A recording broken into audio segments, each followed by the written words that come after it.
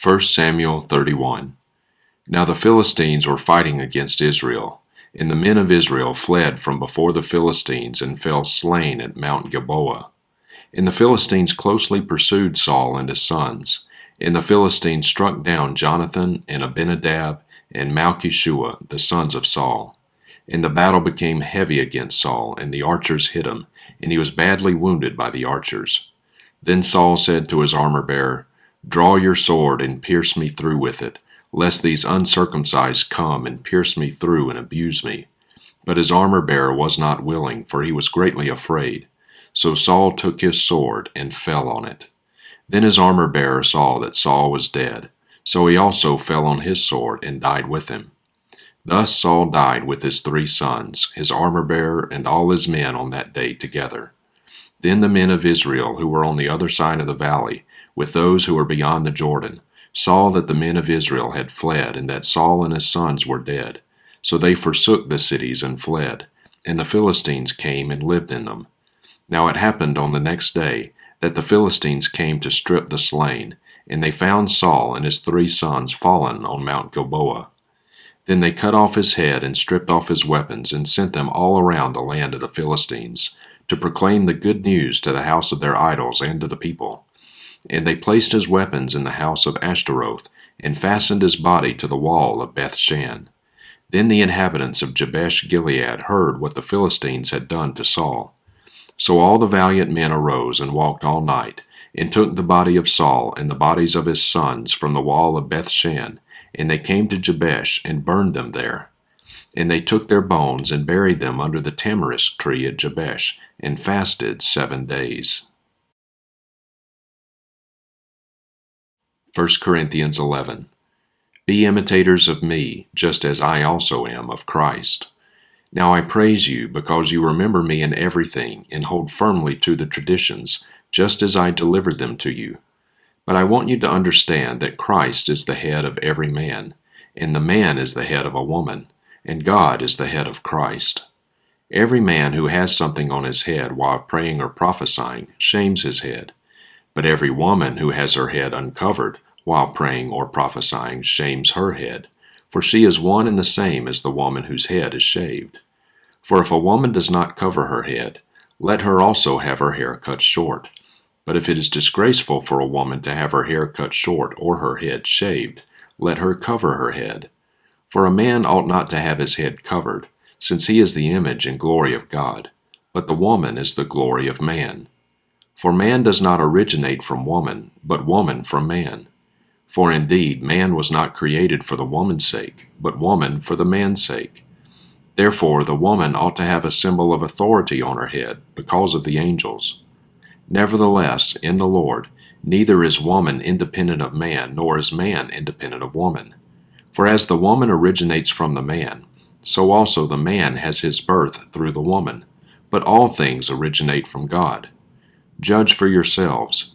Is it proper for a woman to pray to God with her head uncovered? Does not even nature itself teach you that if a man has long hair, it is a dishonor to him? But if a woman has long hair, it is a glory to her, for her hair is given to her for a covering. But if one is inclined to be contentious, we have no other practice, nor have the churches of God. But in giving this instruction, I do not praise you, because you come together not for the better, but for the worse. For, in the first place, when you come together as a church, I hear that divisions exist among you, and in part I believe it. For there must also be factions among you, so that those who are approved may become evident among you. Therefore, when you meet together in the same place, it is not to eat the Lord's Supper. For in your eating each one takes his own supper first, and one is hungry, and another is drunk. For do you not have houses in which to eat and drink? Or do you despise the church of God and shame those who have nothing? What shall I say to you? Shall I praise you? In this I will not praise you.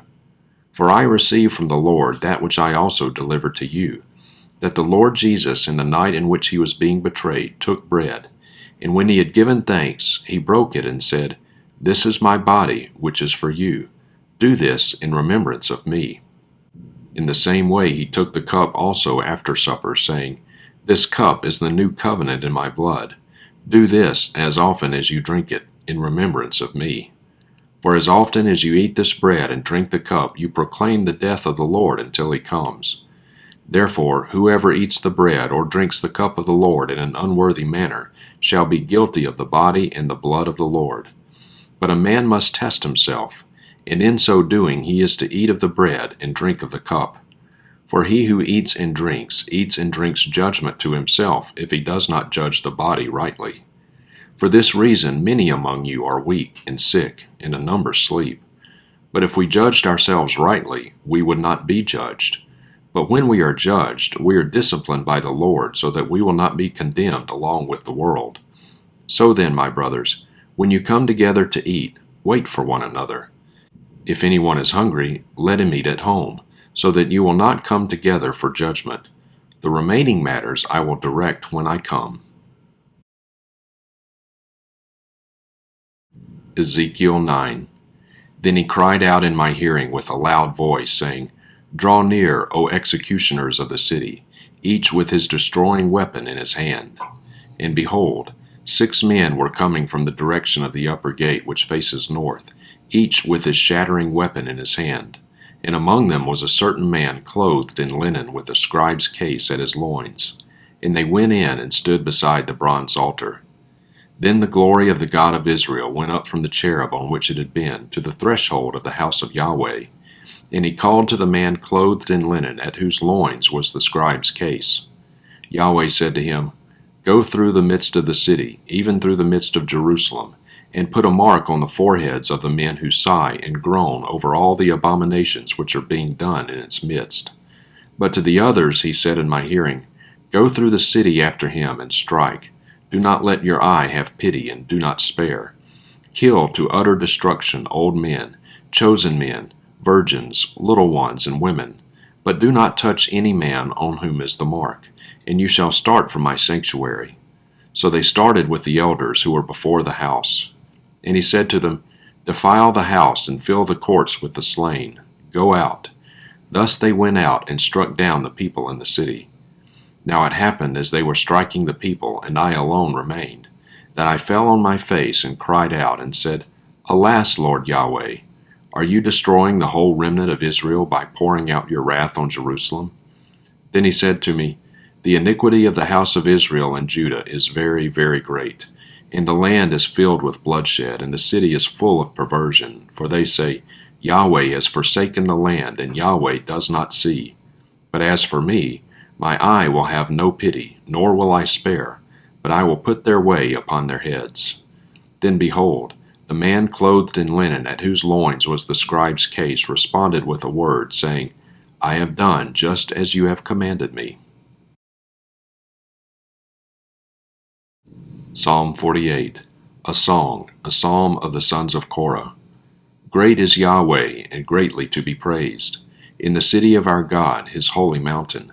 Beautiful in elevation, the joy of the whole earth, is Mount Zion in the far north, the city of the great King. God in her palaces has made himself known as a stronghold.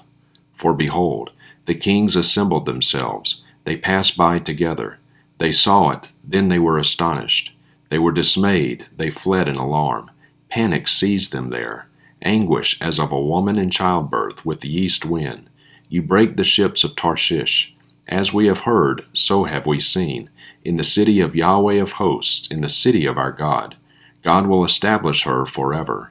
Selah. We have thought on your loving kindness, O God, in the midst of your temple. As is your name, O God, so is your praise to the ends of the earth.